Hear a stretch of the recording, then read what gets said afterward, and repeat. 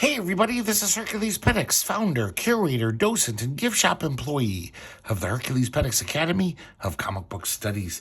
Today we're going to be looking at the Mindgame Gallery #1. This was a ill-fated anthology begun in 1990 and finished in 1990 because this is the only issue. And it was from a little company called Mindgame Press. So I guess they had big plans, but they didn't have big wallets or big bank accounts. So they quickly went out of business. But it seems like they had some good ideas. They didn't have a big budget, but they seemed to know, there were a lot of artists around 1990 who were pretty damn good, but they weren't stars. You could probably, pay them a decent rate and get a nice page or a nice cover. And so we start off with this really nice wraparound cover by the Pander brothers. It says that on the contents page, even though all I can find is a signature from Arnold Pander, A. Pander here. So maybe this is just Arnold Pander, even though it says it's the Pander brothers.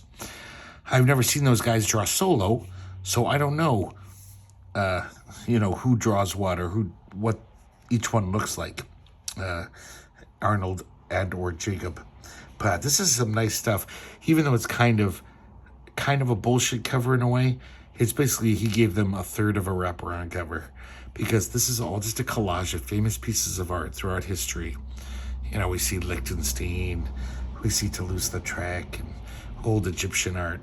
But that is just the background for this parade of mutants and just crazy looking bizarro people. And it's pretty fun to look at. I kind of miss the Pander brothers. They definitely very imaginative with their art. They always drew things in an interesting way. Never seen that image before. 2 eyeballs in one socket. So let's get on to it. Apparently they couldn't afford a graphic designer guy. Some of the most bare bones graphics in a comic I've seen. So I don't know whatever happened to these people or where they came from. But here's the contents page. And it's some people I really like are in here. But remember, they had a small budget, so it seems like quite a coup, right? The small black and white publisher gets this story called Warwind, written by Stephen Bissette and drawn by Rick Veitch. Powerhouse team. It turns out this is a reprint from an early 80s Archie comic. Not Archie, from Riverdale. The company Archie, they had some, like superhero comics, some comics that were kind of serious, I guess, not teen kiddie stuff. And this is from there, which really blew me away. I can't believe... thank God I own this issue, because I never would have found this. I never would have probably bought that issue from the early 80s from Archie Publications. This is actually a really good story. As you can see, it's, obviously Rick Veitch art. And it takes place during World War II. And we see this French kid walking through the woods, and he sees all these paratroopers almost hanging like strange fruit from the trees. I guess their drop was botched. They dropped them over these trees. They all froze to death because they couldn't get down from the trees.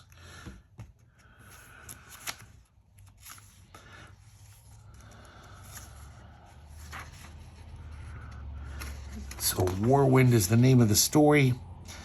And they kind of the captions keep bringing up that idea that, the sound of the wind blowing through the trees, the war wind. The wind had stolen their breath, broken puppets dancing in slow motion. Turns out one of the guys is alive. He's kind of moaning, and the French kid says, "I'll help you." And he climbs up the tree and cuts him down, but he breaks his leg in the process. He's like, "What, are you trying to kill me, boy?" He said, "I'm rescuing you, Monsieur." So he carries him to his place of residence, his barn. And when he gets inside, there's this other, like, slightly older kid there. And he says, here, let me help him. So days go by as this guy heals. Basically, the whole time he has fever dreams about, his fellow soldiers all dying in the trees. The captions are really well written. Steve Bissette's hasn't really written much. It's kind of a shame because he's a good writer. So as the pilot's getting better, or the soldier, he says, he basically says, I owe you my life. And they start talking. The kid tells the American soldier that his parents were killed by the Germans.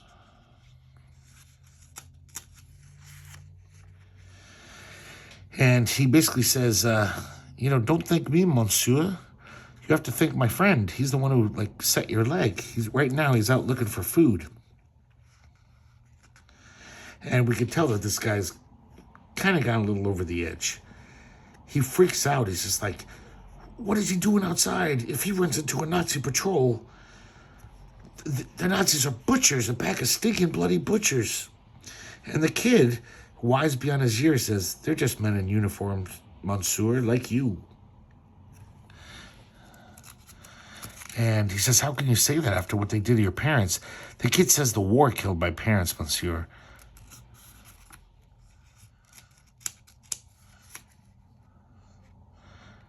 And then all of a sudden, I guess they hear tapping at the door. And the older kid comes in, he's got a Nazi helmet on. And so the American soldier freaks out, says, watch out, kid. Picks up his gun and shoots him dead. And it's the guy who set his leg. It's the little French kid's best friend. He says, you killed my only friend. And he said, he deserted. We were hiding out together until the war went away. He fixed your leg and now you kill him. And of course the guy feels terrible. He says, I didn't know, boy, I'm sorry. The little French boy runs away as the man just screams, no. And when the boy came back, I guess he's ready to talk to him, the guy hung himself out of guilt.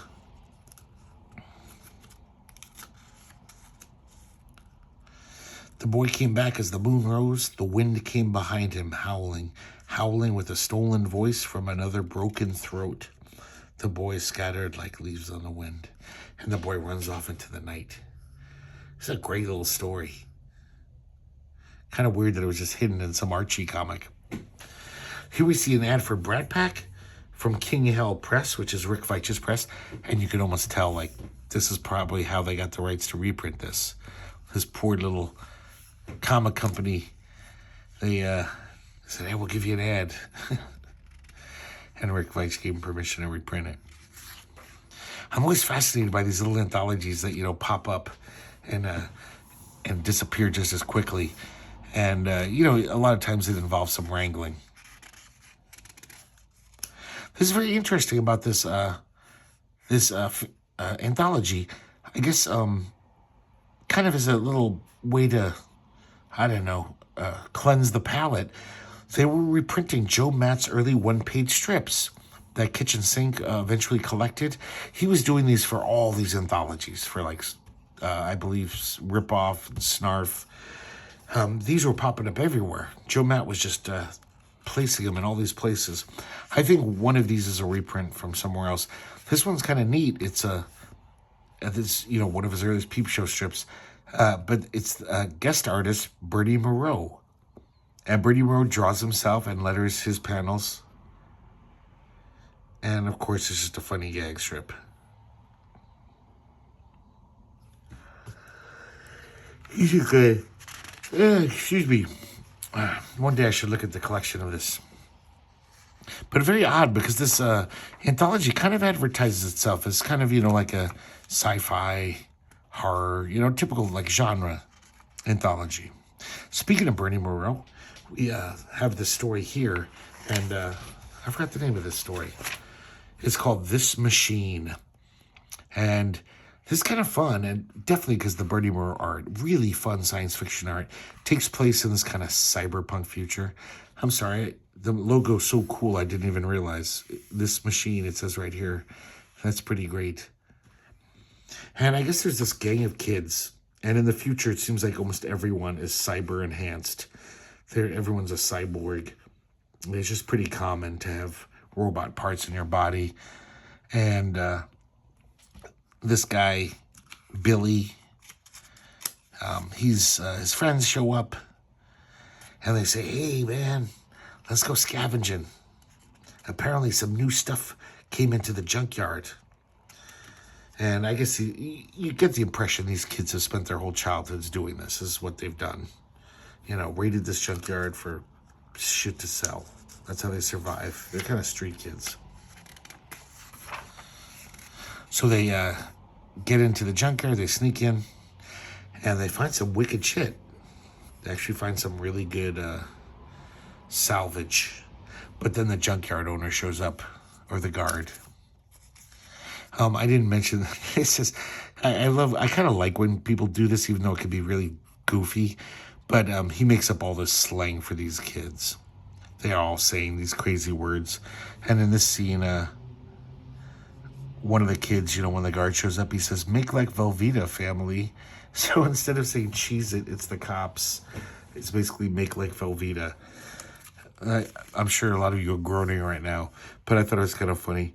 And almost everything they say is like peppered with this, kind of silly slang that they made up.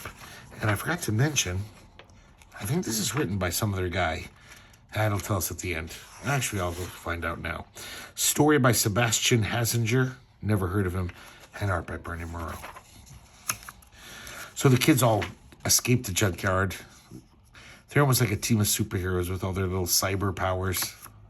Their cyber parts. And then the security guard shows up again. He fries the robot hand of one of them. And then Billy comes up behind him and conks him on the head. Actually, it looks like he kills him.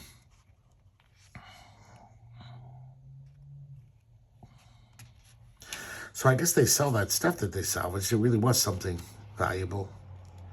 And so the kids got some money.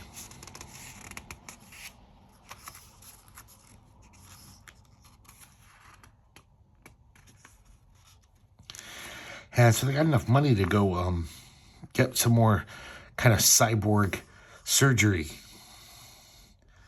And Billy is the first one to go. Apparently he's going to get like a new brain or something.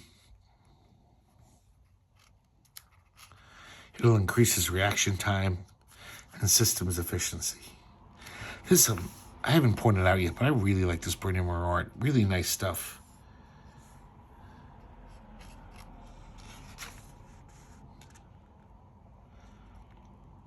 And then we see from Billy's point of view, all of a sudden these ones and O's kind of cloud his vision. And it's kind of a nebulous ending. I don't know if the operation didn't work or this was supposed to happen. Like his brain is almost like a complete computer now. I don't know.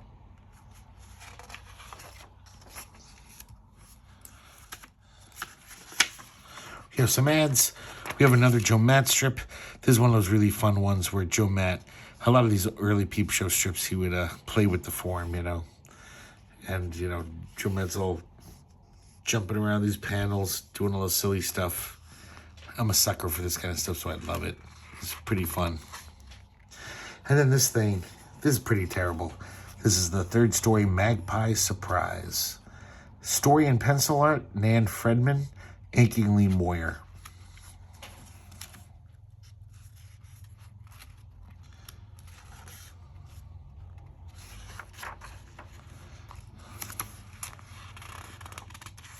I guess I've seen worse art in my day, but it's kind of fanzine-ish.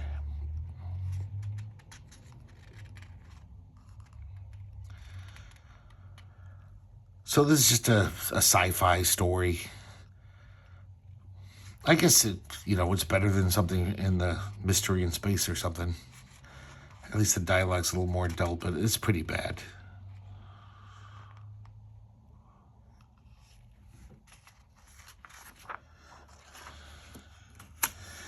There's some kind of, I don't know, predator escaped in the ship and it's attacking them. It kind of looks like a lobster claw. Yeah, I'm not doing the story justice at all, but then again, it doesn't deserve justice. The only justice it deserves is at the end of a rope. Okay, I'm being dramatic here. I can see this. This guy has some chops, and maybe in 5 years he might be a great artist. Who knows? But this is very unappealing to me, all of this.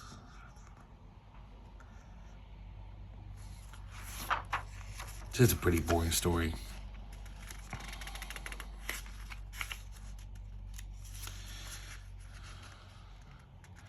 Turns out these predators were placed on the ship on purpose by the corporation, hoping it would trigger some latent psychic powers in the crew.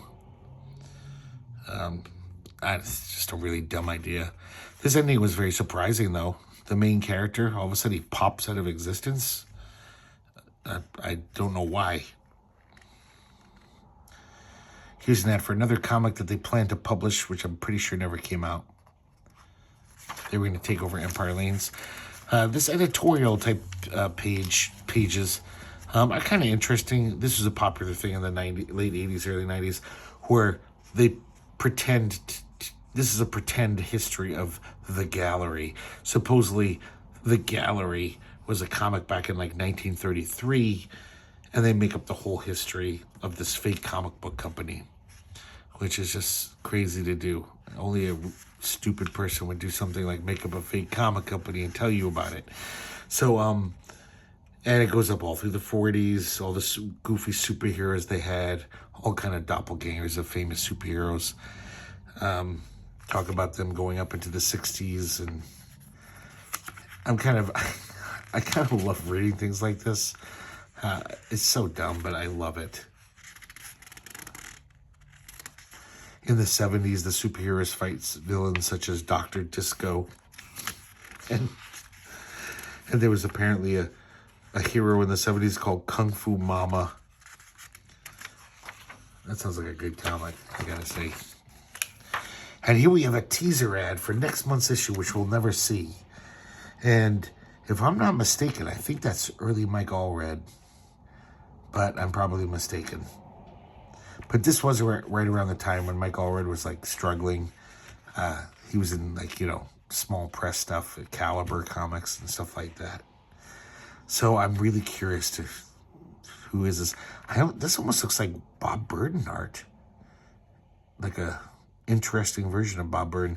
So I wish if anyone has like some article or some idea of what was going to be a Mindgame Gallery 2. I know it sounds goofy, but I'm totally interested. I'm totally curious as hell.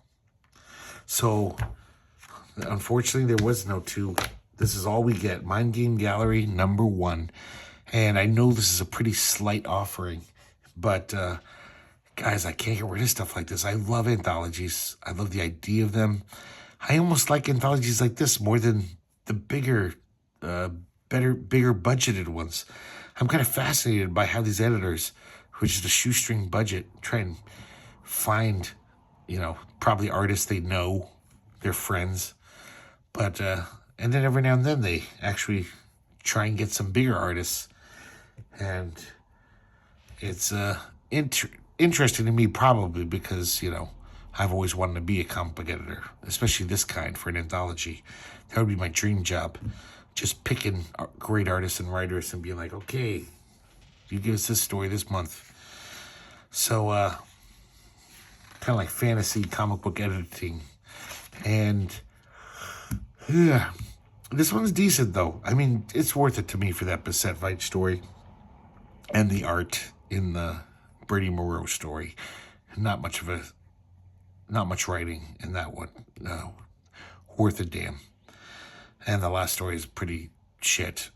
But I do like this cover, and I'm keeping it. It was only $1.95. I'm sure This is worthless. This is like, they probably can't get rid of this in quarter bins. But I hope you guys thought it was interesting to look at. I liked looking at it again. And I definitely liked reading that Bissette Veitch story.